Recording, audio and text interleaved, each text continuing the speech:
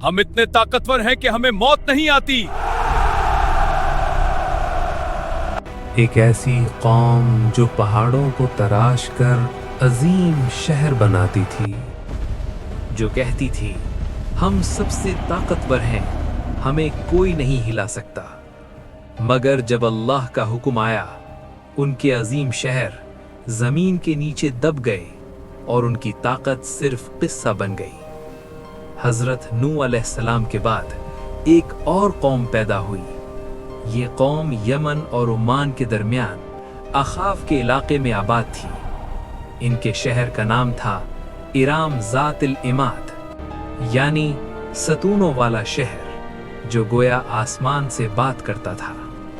उनके बदन पहाड़ की तरह मजबूत थे, कद आसमान को छू रहे थे और गुरूर उनके आसमान को चीरता था।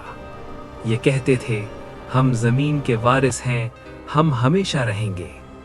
उनके घोड़ों के पांव से जमीन गूंजती, रात को उनके चिराग दूर तक रोशन होते।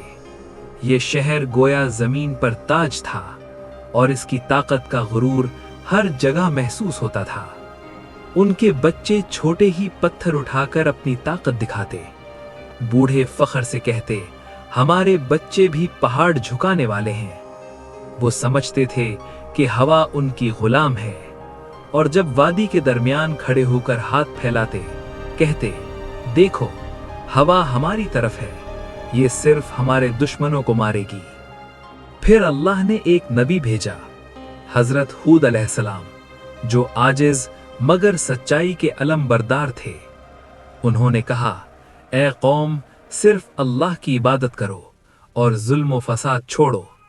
लेकिन कौम ने उनकी बात का मजाक उड़ाया और कहा हम ताकतवर हैं, हमें कोई नहीं हिला सकता। हूद अलैहिस्सलाम रोज बाजारों, महलों और गलियों में आखिरी दावत देते, लेकिन लोग इनकार करते। कुछ कहते कि अगर तुम सच बोलते तो हमारे शहर के सतून गिर जाते। कुछ बच्चे उनकी आवाज का मजाक उड़ाते और लोग रास्ते बदल लेते, लेकिन कोई दिल से न माना। पहली रात आसमान में खून नुमा गहरे बादल नजर आए। जमीन हल्की सी कांपी, जानवर बेचैन, इंसान हंसे। ये तो मामूली है, हम ताकतवर हैं। लेकिन ये जमीन की आखिरी एहतजाज था और अल्लाह का फैसला करीब था।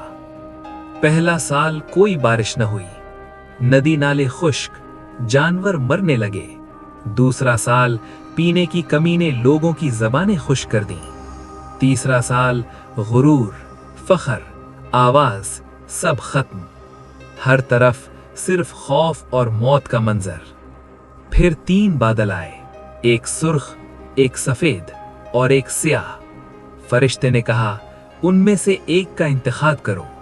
सरदार हंसकर काला बादल मुंतखब करते। वो सोच रहे थे ये रहमत है, मगर वो बादल ले आया तबाह कुन तूफान। रेत और पत्थर हर जगह बिखर गए, दरख्त गिर गए, जानवर उड़ गए, शहर के सतून टूट गए। 7 रात और 8 दिन ये तूफान चला। जब खत्म हुआ तो सिर्फ रेत, खामोशी और तबाहशुदा सतून बाकी थे।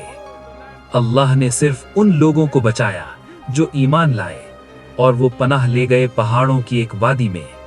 ये कहानी हमें याद दिलाती है, ताकत और गुरूर इंसान को फना कर सकते हैं।